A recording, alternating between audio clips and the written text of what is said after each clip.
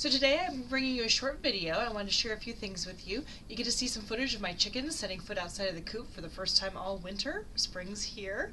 I've got a few planting tips for you. I remind you about my spring garden seminar. I wanted to bring you a little bit of a spring market overview of the real estate market here in Anchorage. And with Easter coming up and also barbecue season, I wanted to show you a quick, easy way to cook hard-boiled eggs so that they're easy to peel. So it's almost spring. You can see we have a lot of snow left. I have a few brave chickens who have decided to finally come out of the coop for some treats. The rest are still cooped up and hiding. And there at the very end, past the chickens, you can see the corner of my raised garden bed. So yes, it seems like summer and planting time is a long, long time from now, and yet this is the time to start planting your seeds inside if you're going to grow from seed.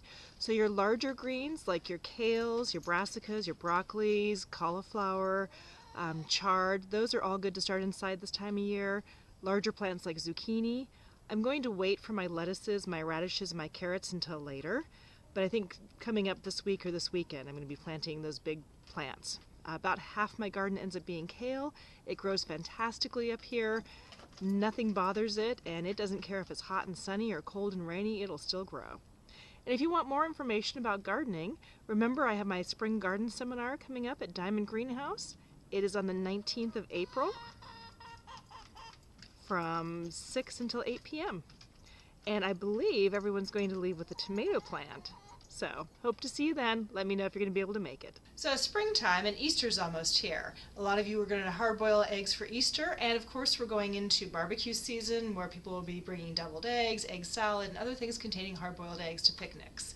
One of the challenges with hard-boiled eggs is peeling off the shell, especially if, like me, you have chickens and you have farm fresh eggs. They are almost impossible to peel without destroying them once they've been boiled. So I'm going to show you today how to steam your eggs instead of hard boiling them. It's going to cook them and it's going to make it really easy to peel the shell off. So first I'm going to put my eggs in a steamer basket. You can see I have my fresh eggs here. I'm just going to add enough water to fill up the bottom, but I don't want the eggs sitting in water. Now I'm going to bring these up to a boil, and once they're boiling I'm going to set the timer for 17 minutes. That's for hard boiled. If you want them soft boiled or medium, you're going to do less time. So 17 minutes once I bring them to a boil, and then immediately I'm going to put them in an ice bath, and I'll show you that here in just a little bit. Alright, so I covered it, brought it to a boil, let it steam for 17 minutes, and now I'm taking the eggs and putting them right into an ice bath. So I'm going to plunge them in here, and then I'm going to keep filling it with cold water.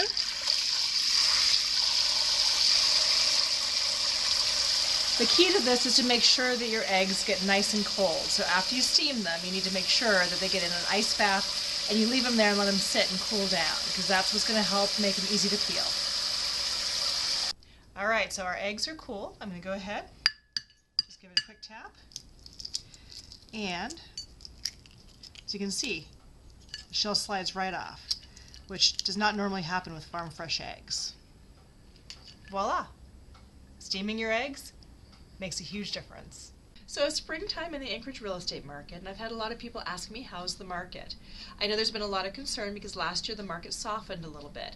We had more listings, and there were a few less homes sold. Not a lot, just a few less, but it did mean that we had more inventory and more for buyers to choose from, and we saw buyers being pickier and being able to pick more from more houses. What we're seeing, though, in the spring is a typical trend that we've seen over the last several springs, which is we really don't have that much inventory. Right now, we only have 813 homes on the market. What typically happens is buyers will come in February, March, April looking for homes. A lot of sellers wait until June, July, August to sell. So there's a bit of a disconnect between when buyers start looking and when sellers start selling. So what we're seeing is that homes that are priced well and in good condition are selling pretty quickly. Now, buyers are being a little bit pickier, which means that the house needs to be either priced according to condition or the condition has to be really good.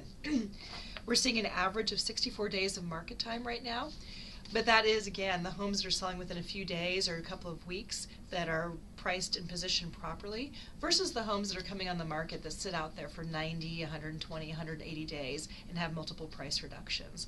So if you're thinking about selling, you might want to do it sooner rather than later and take advantage of the opportunity you have right now, where there are buyers, but there's not as much competition for your home.